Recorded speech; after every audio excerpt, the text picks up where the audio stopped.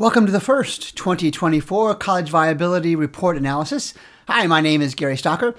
We're going to do something a little bit different today. The 2024 version of the College Viability App is in final production. We're actually going to be looking at the working version of it that we have as we get it ready for distribution and publication.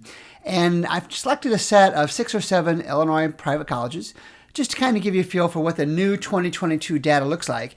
And as always, we're looking at 8 years. So this year is from 2015 to 2022. And as always, the data is from the National Center for Education Statistics and its IPEDS database. And you can see as we start off, I'm just going to do a couple of reports here. You can see that we are looking at the FTE fall enrollment.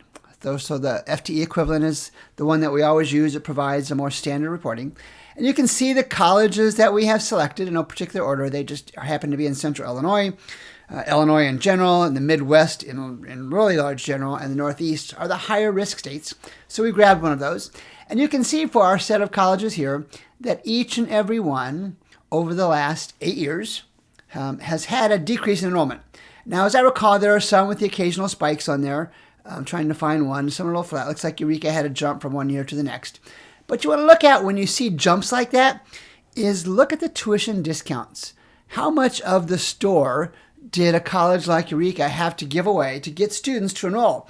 And the reason you want to look at that, as we saw this when Iowa Wesleyan closed in 2023, they had actually gained something like 800 students over the past 8 years, but they had given away the store their tuition discounts, which are unfunded discounts. They're typically called merit aid. Many times they're called scholarships. They had given away so much money that they didn't have enough to keep operating, obviously. So that's an important consideration, but even more so, it's the trend.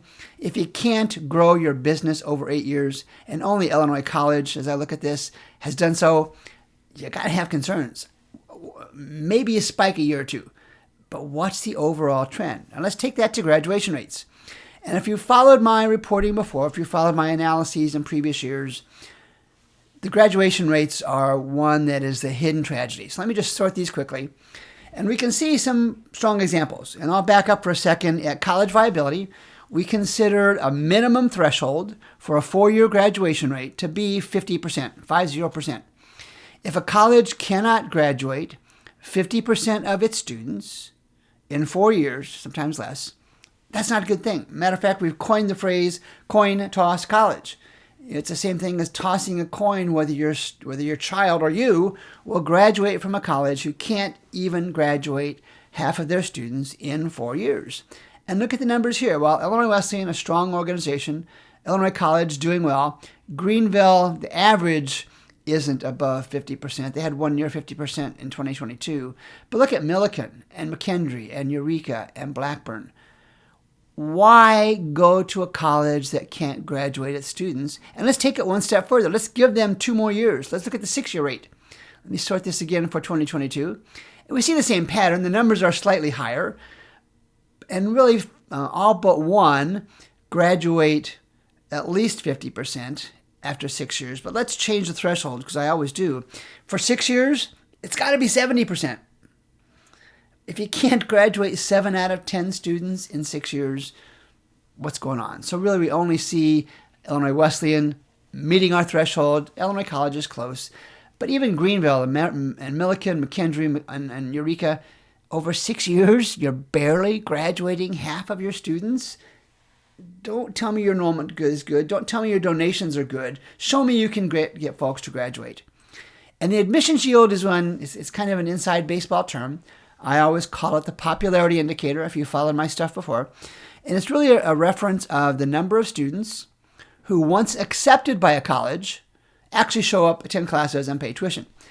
And the numbers here, you want a number 20% or higher to be decent. But you're really looking at the 8-year pattern, the 8-year change.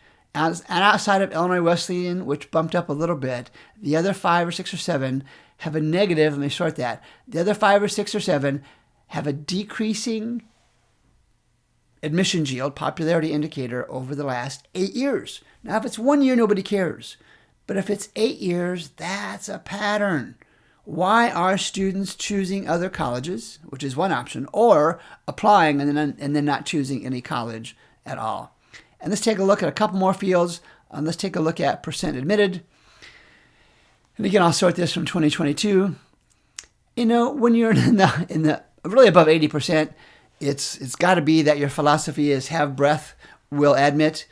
It's just no selectivity at all. You really have to wonder about the overall quality of students that a college accepts and what their intentions are. Are they accepting students because they need their tuition dollars? And you look at Greenville, you look at Eureka, stand out among them. It's reflected in the graduation rates.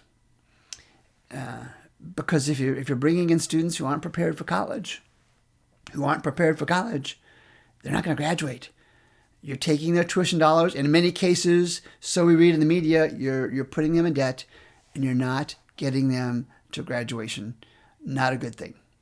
And then lastly, let's look at retention. And so this is a reflection of students who show up at a college on year one and then show up in the second year. Now, we've got some good numbers. Anything above 80%, Illinois Wesleyan stands out well among this group on the admissions, on the graduation piece. We're not going to do the financial piece today, but they're doing okay. And in the central Illinois area, they're acknowledged to be a strong organization. Greenville retains about 3 out of 4. But look at Blackburn, look at Eureka.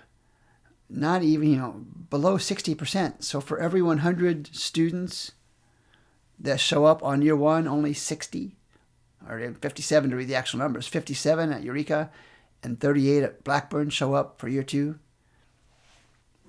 What a waste.